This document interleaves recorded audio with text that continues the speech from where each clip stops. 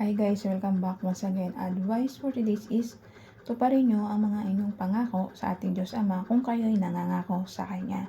Ganito po yun halimbawa po, ito example Nangako ka na hindi ka nagagawa ng masama o kasalanan sa kapwa-tao mo. Pero, ito ka pa rin darating ang tukso, tutuksoin ka at bibigyan ka ng trial ng ating Diyos Anak ng buhay na si Jesus Christ. Bibigyan ka niya uli ng trial doon sa kasalanang nagawa mo. So, ayun, gagawa ko uli ng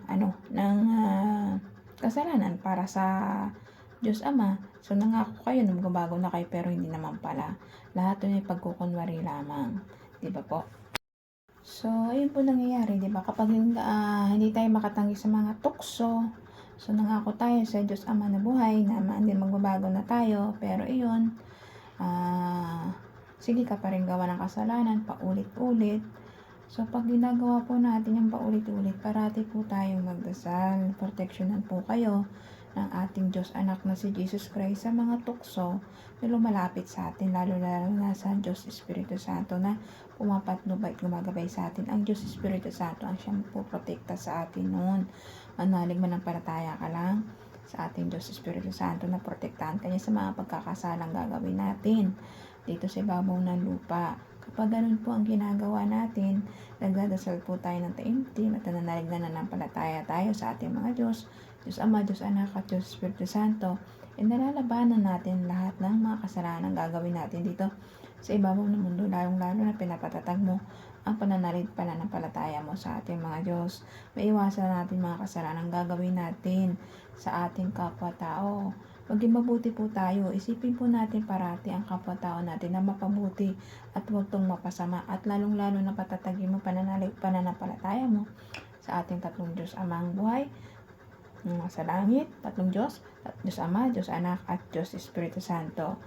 Kaya ikaw, kapag ako ka na, magbabago ka na, tuparin mo po yun. Huwag po natin maging mapagkunwari sa ating Diyos.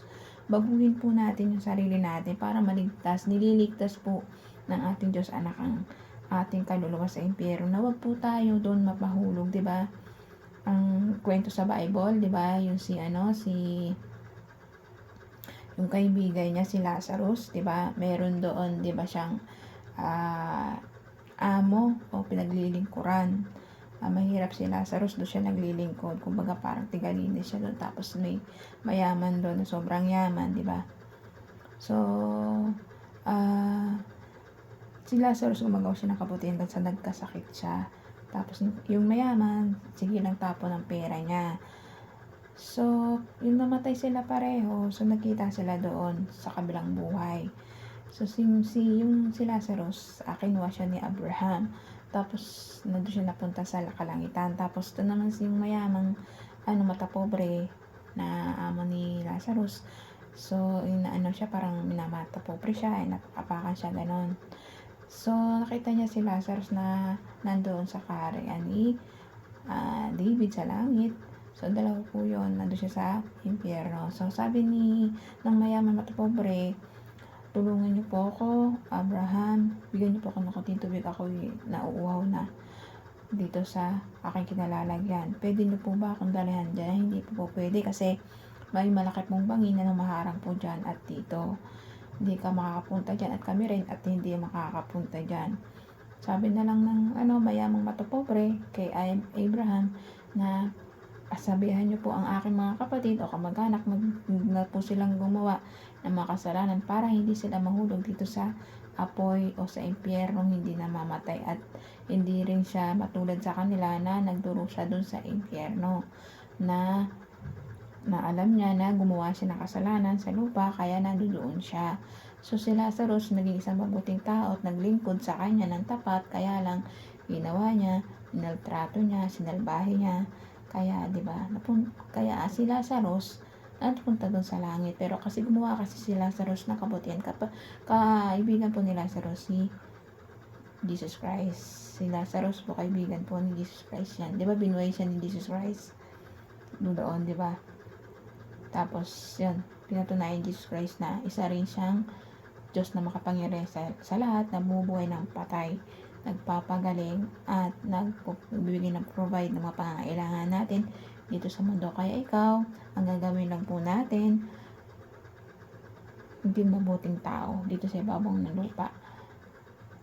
Ang lahat ng mga pagkakasala natin, mga ngako tayo sa Diyos Ama, ay tuparin natin. Kapag once na nangako tayo, tinalikuran na natin mga kasalanan natin, ay tuparin po natin yun para meron tayong malabing check doon sa ating Diyos Amang buhay na nasa langit at sumusunod ka sa Kanya at hindi mo siya binabaliwala bilang isang Diyos. Kailangan po pagka nangako tayo ay tuparin po natin na tuluyan tayo magbago at talikuran lahat mga kasalanang nagagawa natin dito sa ibabaw ng lupa at huwag na tong balikan pa.